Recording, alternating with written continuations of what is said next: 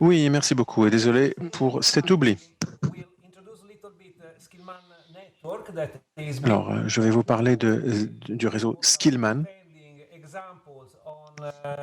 Skillman permet de vous montrer, d'illustrer quel est notre engagement au service du numérique au sein des centres d'excellence. Et puis, ensuite, je vais poser deux questions à nos autres, à mes copanélistes. Je crois qu'il y a 20 ans, dans la déclaration de Copenhague, il y a eu une mention de renforcer la collaboration entre la coopération entre les entreprises et les centres d'excellence. C'est à partir de cette déclaration que nous avons développé le réseau Skillman qui travaille d'ailleurs la main dans la main avec le réseau NA et donc nous en sommes très heureux. Nous réunissons plus de 600 membres dans un certain nombre de pays. Nous sommes en ce moment plus particulièrement concentrés sur la dimension régionale ainsi qu'à développer l'aspect éthique de la formation et de l'enseignement. Je veux parler de compétences éthiques, donc en fait de déontologie. Et quand on élabore un programme de formation, eh bien, et nous devons nous souvenir, quand je parle ici de déontologie, que Skillman s'intéresse plus particulièrement au secteur de la production industrielle, le secteur secondaire. Et pour ce qui est des centres d'excellence, nous nous efforçons d'aider nos membres à justement poursuivre une ambition d'excellence. Nous travaillons à un échange de bonnes pratiques avec votre réseau ENE. Et j'aimerais maintenant vous parler de ce qu'ont fait nos membres.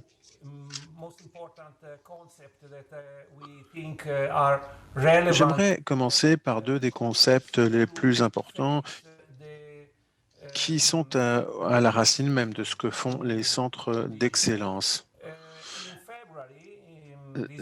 Deux aspects particulièrement importants dans la transition numérique. En février de cette année, 2021, la Commission a proposé un partenariat européen pour l'investissement. Et c'est dans ce cadre-là que je vais mener mes explications. Alors,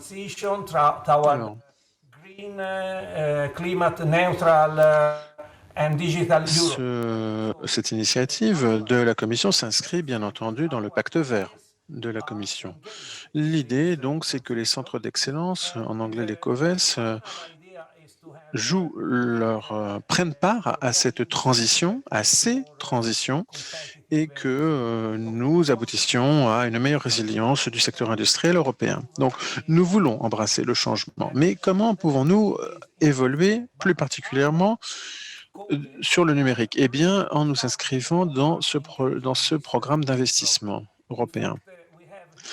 En même temps, nous n'avons pas attendu que ce programme soit publié pour avancer dans cette direction. En Émilie-Romagne, nous avons déjà pris les devants en développant un district, une zone numérique. En effet, dans cette région, il y a déjà des exemples remarquables.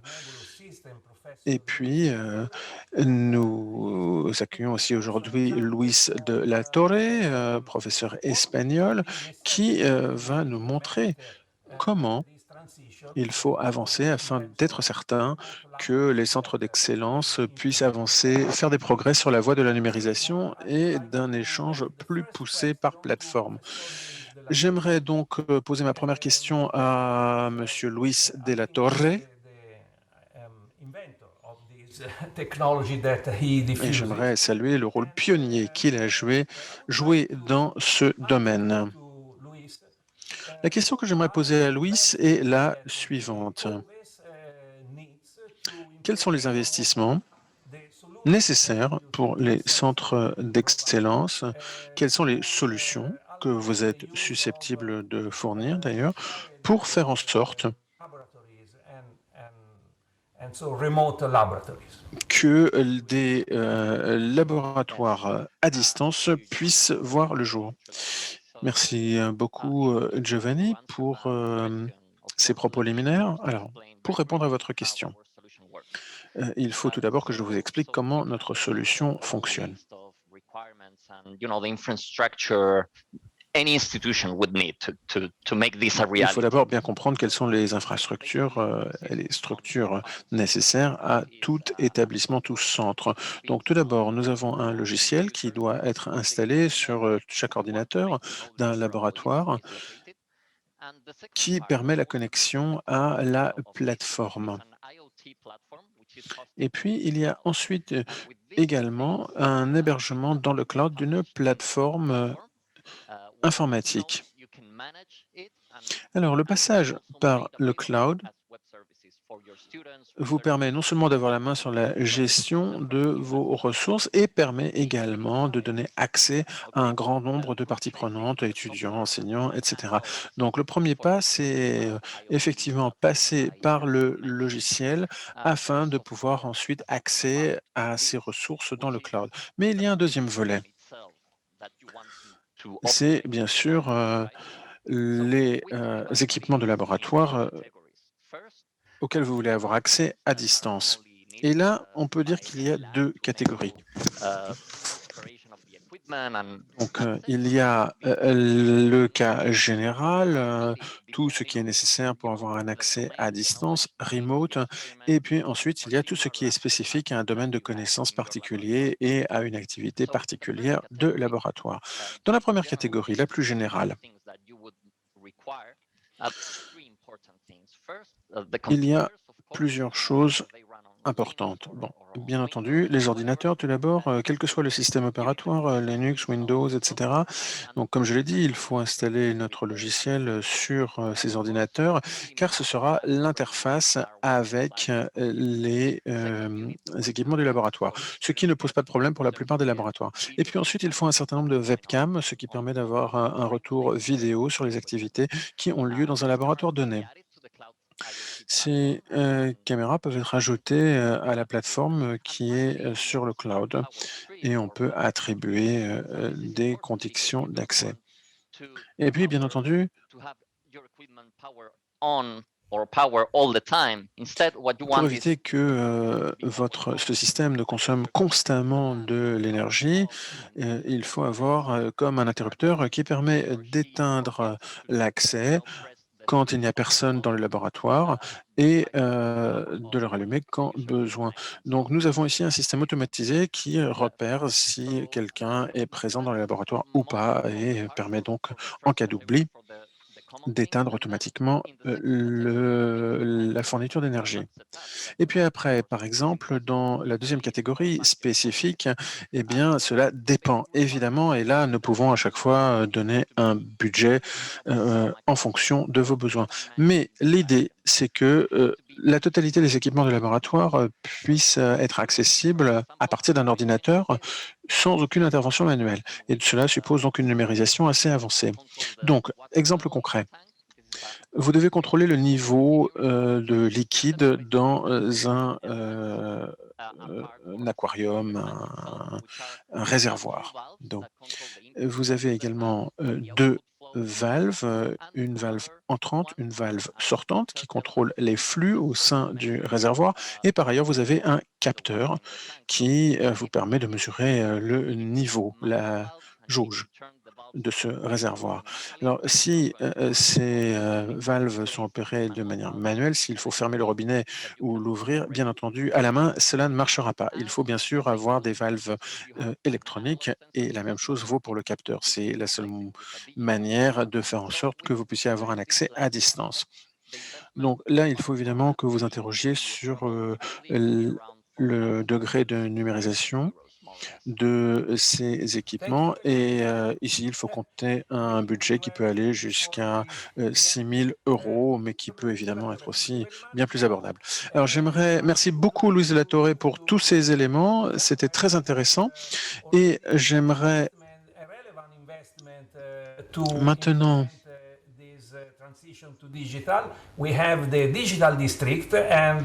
vous parler du Digital District, c'est-à-dire de la zone numérique d'Émilie-Romagne.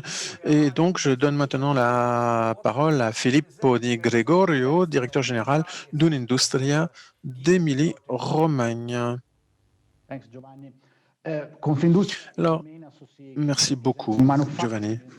Donc, mon association est la principale association représente les industries de services et du secteur industriel.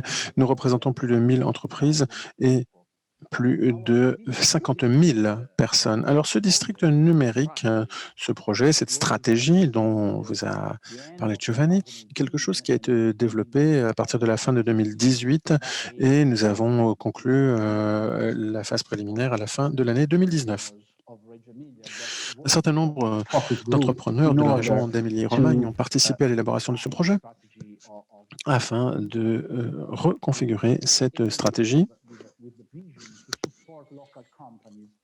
L'objectif principal était d'apporter un soutien plus fort à la transition numérique des PME ainsi que des plus petites entreprises. Nous voulons pouvoir leur fournir l'aide et les outils nécessaires pour opérer la transition numérique qui leur permettra de passer à l'industrie 2.0. Ce que nous faisons, c'est que nous avons élaboré un manuel qui permet de savoir où sont les hotspots d'innovation dans la région.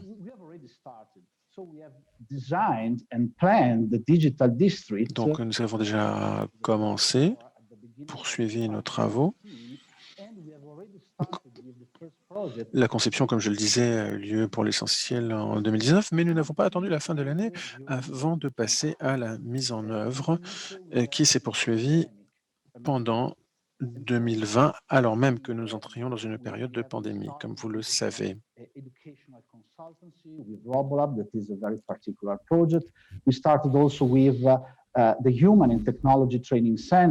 Nous avons également mis en place des centres de formation technologique, formation pour les personnels et technologiques qui permettent de développer les compétences.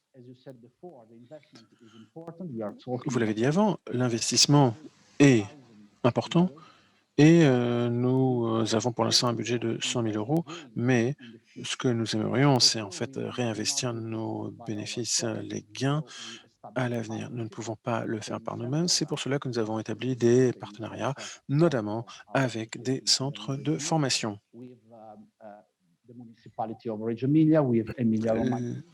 Les municipalités d'Émilie-Romagne, les autorités régionales, ainsi qu'un certain nombre de partenaires techniques participent à ce projet. Et le district numérique est pour l'instant bien réparti sur le territoire d'Émilie-Romagne. Point commun à tous ces projets, ils prennent leurs racines dans des parcs d'innovation. Alors, pour la phase suivante, il faut en fait envisager un investissement de millions d'euros. Mais la structure est déjà là. Nous avons ce bel outil qui permettra d'accueillir tous ces changements de l'avenir. Alors, merci beaucoup, Filippo. À chaque fois que je t'entends, je suis très impressionné, que ce soit pour la région ou ton engagement, c'est très impressionnant. Et en effet, c'est quelque chose qui sera fondamental pour l'avenir de cette région. Donc, conclusion. Si nous voulons que les solutions adviennent vraiment, eh bien, nous allons devoir effectivement trouver les investissements et bien entendu ne pas oublier le rôle des centres d'excellence dans ce processus. Alors, Filippo, autre question. Est-ce que vous pourriez rentrer dans le détail des domaines spécifiques dans lesquels cette zone numérique peut aider? Oui, bien sûr, Giovanni. Alors, nous aimerions aider donc comme les entreprises dans leur transition numérique, je l'ai dit. Et puis, nous voulons également faciliter le transfert technologique ainsi que la montée en puissance des techniques déjà employées. Et puis, il y a un volet conseil aussi. Donc, nous avons développé 5 macro-projets. Le premier, c'est la formation au sein de laboratoire afin de fournir des orientations professionnelles aussi bien dans l'enseignement primaire que dans l'enseignement secondaire afin de développer, de favoriser l'émergence de compétences technologiques. Ensuite, il y a la formation au sein de laboratoires et là, il s'agit de technologies avancées qui doivent concevoir des technologies adaptées. Troisième macro-projet, et celui-là a déjà été développé, c'est un endroit c'est un incubateur, quelque chose qui permet donc d'apporter un soutien aux startups et de favoriser l'innovation ainsi que d'accélérer son arrivée sur le marché. Or, ces incubateurs fonctionnent déjà. Un certain nombre d'étudiants, de stagiaires participent déjà à ces incubateurs. Et ensuite, quatrième macro-projet, le laboratoire laboratoire ouvert de numérisation qui a commencé en juillet et il s'agit là du laboratoire dédié au transfert technologique. Et enfin, nous travaillons avec l'université de la région d'Émilie-Romagne afin de créer de nouveaux diplômes, ce qui permet de jeter davantage de ponts entre le monde universitaire et le monde des entreprises, ce qui aboutira donc à la création de nouveaux cursus et à l'émergence de nouvelles compétences numériques au sein de cursus dédiés. Donc, comme vous le voyez, il s'agit de développer tous les partenariats possibles, de faire en sorte que le privé et le public travaillent ensemble et que dans les machines-outils, l'impression, la robotique, la domotique, les scanners, que dans tous ces domaines, nous puissions travailler ensemble afin que la révolution numérique se passe le mieux possible. Merci beaucoup, Filippo, et bravo pour ce district numérique. Je me tourne de nouveau vers Luis de la Torre afin de lui demander quels sont les domaines spécifiques où les outils que vous avez développés sont déjà mis en œuvre et à quels autres domaines seraient-ils applicables? À l'heure actuelle, répond Luis de la Torre, cela a été développé dans le domaine de l'ingénierie, contrôle de process, ainsi que des domaines semblables. Mais en réalité, nos solutions sont plus généralistes et surtout, elles peuvent être facilement adaptées à d'autres domaines. Par exemple, dans le domaine de l'électronique, cela serait un domaine où nous pourrions tout naturellement, où nos solutions pourraient tout naturellement trouver leur place. En effet, ce sont des environnements déjà pleinement numérisés, donc parfait. Si vous vous souvenez de ce que j'ai dit auparavant, ce que je disais sur la nécessité de numériser l'environnement de laboratoire, eh bien, dans ce domaine de l'électronique, je suis assez certain que tout est déjà fait. Et à part ce domaine de l'électronique, je pense qu'il y a d'autres domaines déjà avancés dans la numérisation, mais même quand ce n'est pas le cas, notre système peut être intéressant, notamment pour un développement systémique. On peut penser ici aux mathématiques. Cela vous étonne peut-être que je parle ici de mathématiques, mais non, en fait, c'est également une possibilité. Comme vous le savez, de nos jours, il y a des logiciels comme Mathematica, peut-être connaissez-vous ce logiciel. se fonde sur de la recherche mathématique. Mais c'est là un logiciel Mathematica qui est sous licence commerciale et donc en général les étudiants l'utilisent dans le laboratoire pour lequel la licence vaut. Mais avec notre système, nous pourrions permettre un accès à distance. Merci beaucoup, Louis. Nous arrivons à la fin de cette séance. Je redonne la parole à mon collègue pour les mots de la conclusion.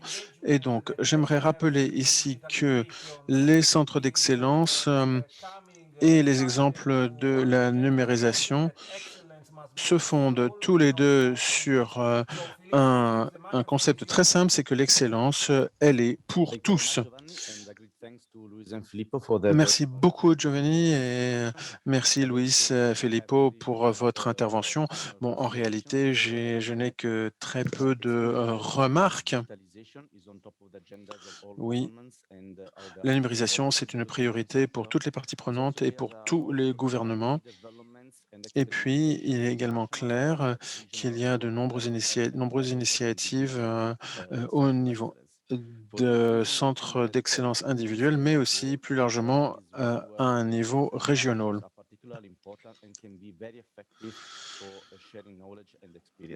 Nous pensons que cette numérisation peut être extrêmement utile pour le partage de connaissances et la raison pour laquelle notre réseau va continuer à s'engager dans ce domaine en 2021, c'est justement parce que c'est un aspect si crucial. Et donc, je donne maintenant la parole à mon collègue qui va animer la séance suivante et remercier encore une fois très chaleureusement nos intervenants. Merci, Manuel. Merci pour cette excellente introduction.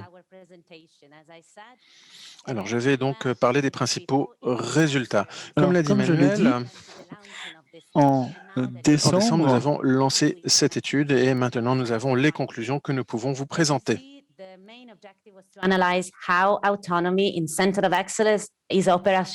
Alors, il faut voir comment on peut établir le lien avec les PPP.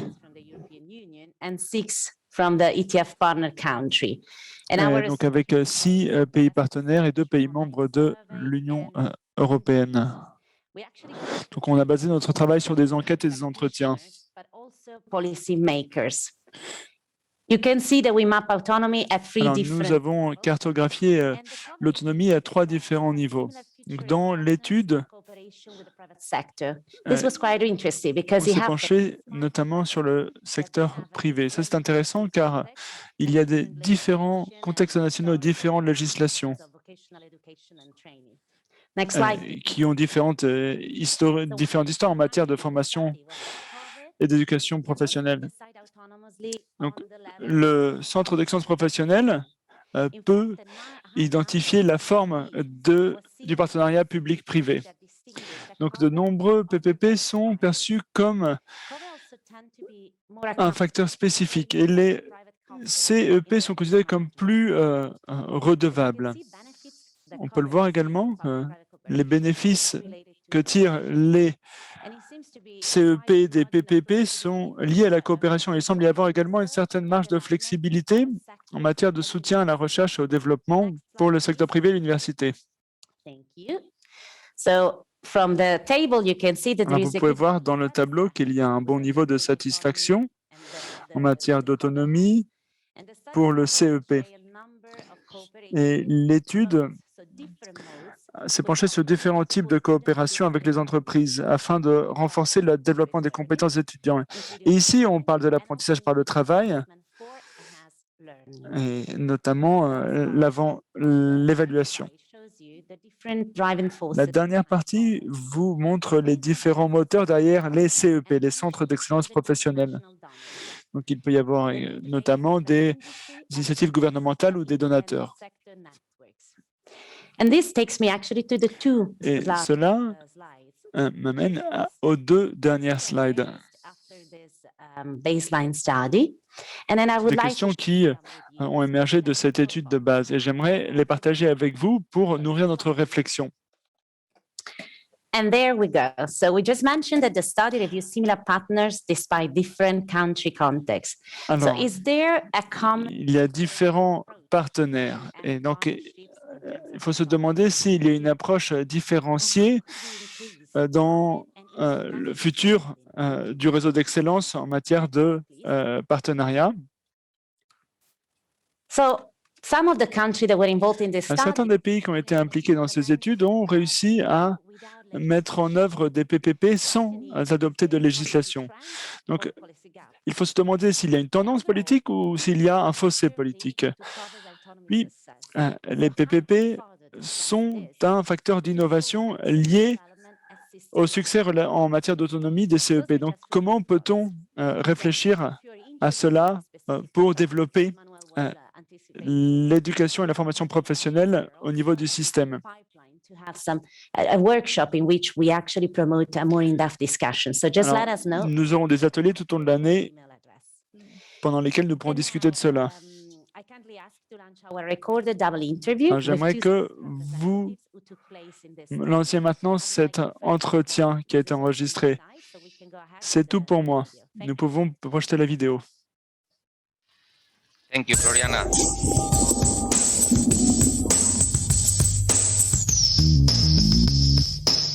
Okay, so here we are for a double interview. Bonjour à tous. Vous êtes prêts pour votre entretien?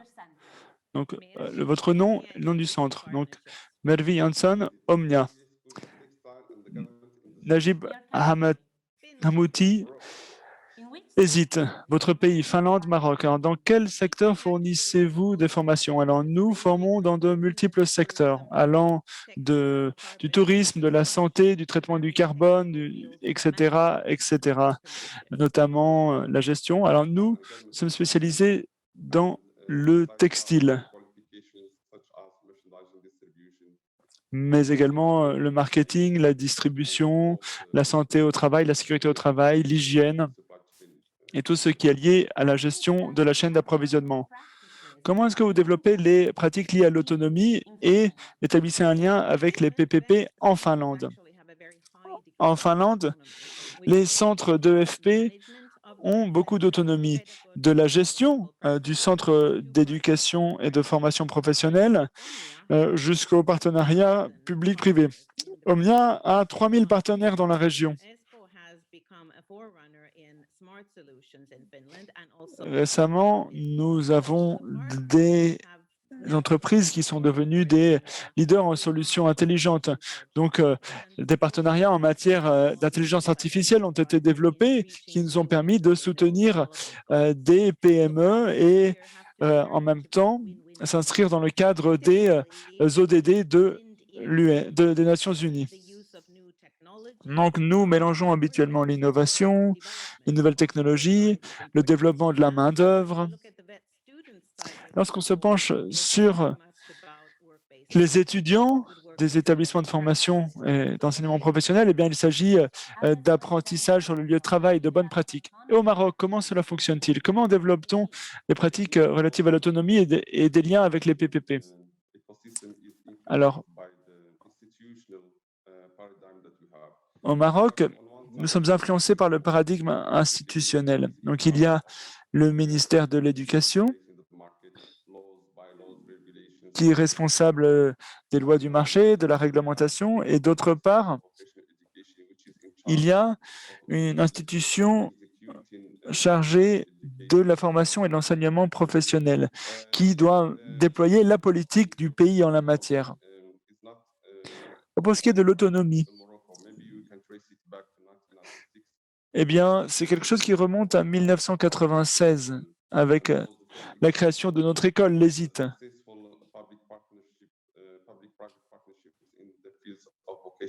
Et il y a de nombreux PPP qui ont été adoptés en matière de formation et d'enseignement professionnel. Et la mise en œuvre dépend souvent de la négociation entre les différentes autorités et le ministère et l'agence qui est en charge de mettre en place la politique du pays en la matière.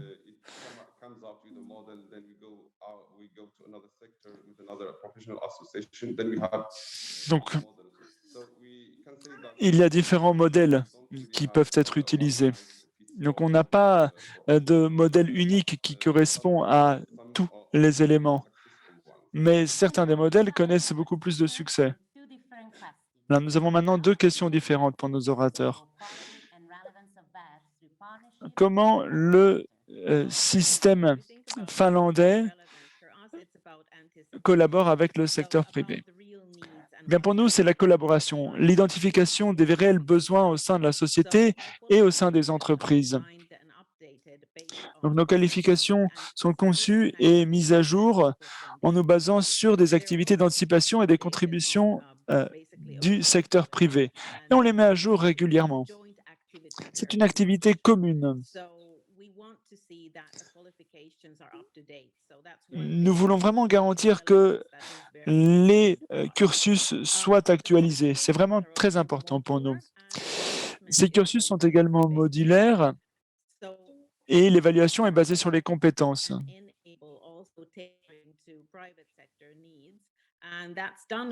Et nous tentons également de prendre en compte les besoins du secteur privé. Donc, au niveau national, il y a des orientations, mais l'on prend vraiment en compte les besoins des acteurs locaux.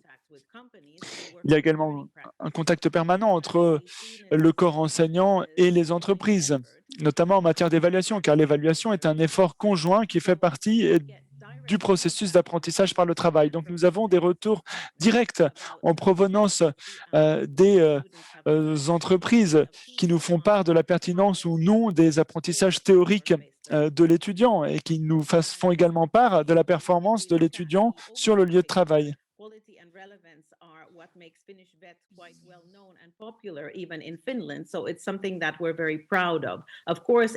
Donc, nous sommes vraiment très fiers de cela, de cette actualisation permanente. C'est beaucoup d'efforts, mais c'est selon nous la seule et unique façon pour que l'EFP puisse nous aider à résoudre les problèmes de l'avenir. Et pour le Maroc,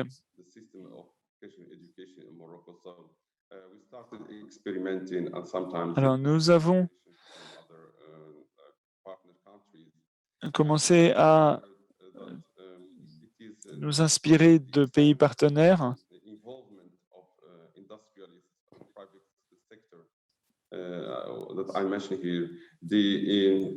Puis, nous collaborons également avec le secteur privé.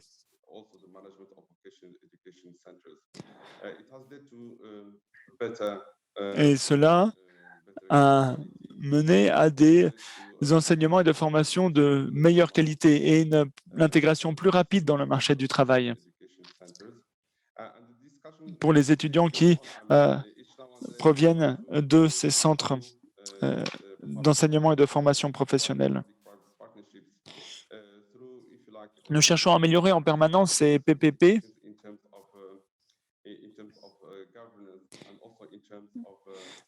et pour cela, nous utilisons différents outils. Nous tentons de bien mettre en adéquation le rôle de l'État qui fournit du financement pour des centres, qui achètent de l'équipement, et le rôle du secteur privé qui peut nous donner des informations relatives aux tendances sur le marché. Alors, il y a eu des excellentes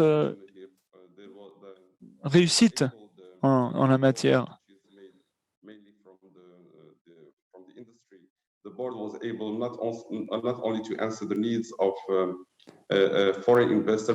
Alors, il y a notamment une organisation qui était en mesure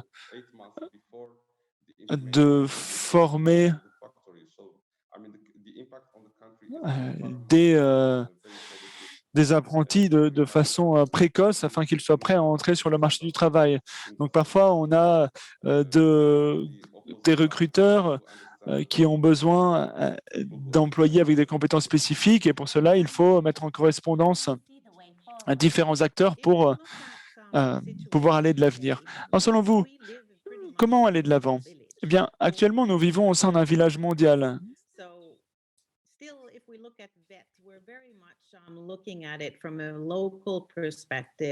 Alors, si l'on se penche sur l'EFP, eh bien, il faut adopter une perspective globale. Il faut élargir nos partenariats et nous pencher sur les possibilités de partenariat international au niveau du secteur, au niveau des différents domaines.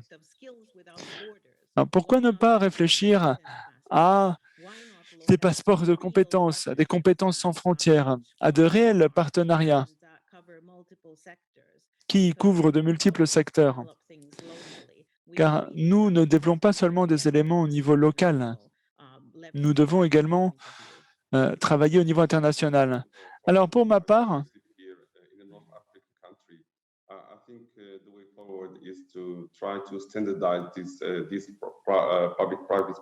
l'idée est de développer ces PPP. Il faut disposer d'un modèle qui, dans une certaine mesure, est valable pour tous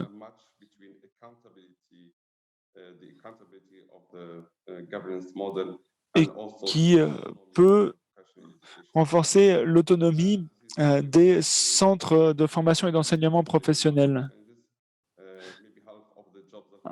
Alors, la moitié des métiers dans les 5 à 10 années à venir auront besoin de ce type de formation. Donc, il nous faut un modèle excellent pour ces PPP. Vous pouvez maintenant adresser un compliment à l'endroit de l'ETF. Eh bien, pour moi, l'ETF, c'est l'archétype de ce que sont les compétences sans frontières. C'est l'apprentissage mutuel. Le secteur public et le développement des politiques doit se faire en osmose avec le secteur privé. Donc, quel meilleur forum pour diffuser ces initiatives que l'ETF?